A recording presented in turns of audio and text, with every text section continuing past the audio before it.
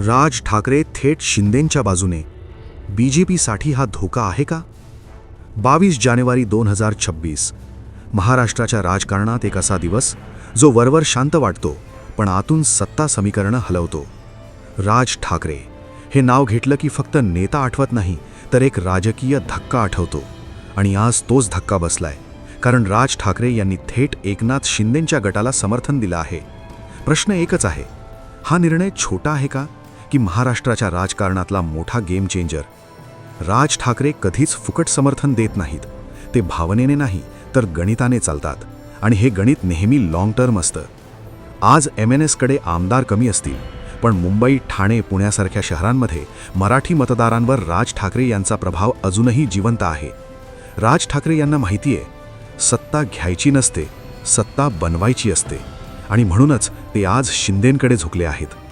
एकनाथ शिंदे, मराठी चेहरा, शिवसेनेची परंपरा आणि सत्तेत असलेला नेता.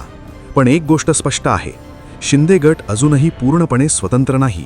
तो BJPवर अवलंबून आहे, आणि हीच जागा राज ठाकरे वापरत आहेत. आज जर MNS आणि शिंदे गट एकत्र आले तर मुंबईत एक नवा मराठी पॉवर ब्लॉक तयार होऊ शकतो, आणि इथूनच BJPची अस्वस्थता सुरू होते. BJP शांत आहे, पण ही शांतता म्हणजे आत्मविश्वास नाही, ती आहे काळजी.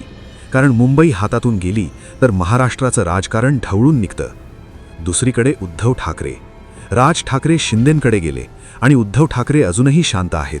ही शांतता धोकादायक आहे, कारण उद्धव ठाकरे यांच्याकडे आज सहानुभूती आहे पण सत्ता नाही, आणि राज ठाकरे यांना सत्ता जवळ असलेले लोकच उपयोगी पडतात. हा निर्णय म्हणजे उद्धव ठाकरे यांच्यासाठी अप्रत्यक्ष इशारा आहे. तू खेळात राहणार का की फक्त भावना मिरवणार? 22 जानेवारीचा हा निर्णय फक्त महापौर निवडणुकीपुरता मर्यादित नाही. हा निर्णय पुढील गोष्टींची नांदी आहे.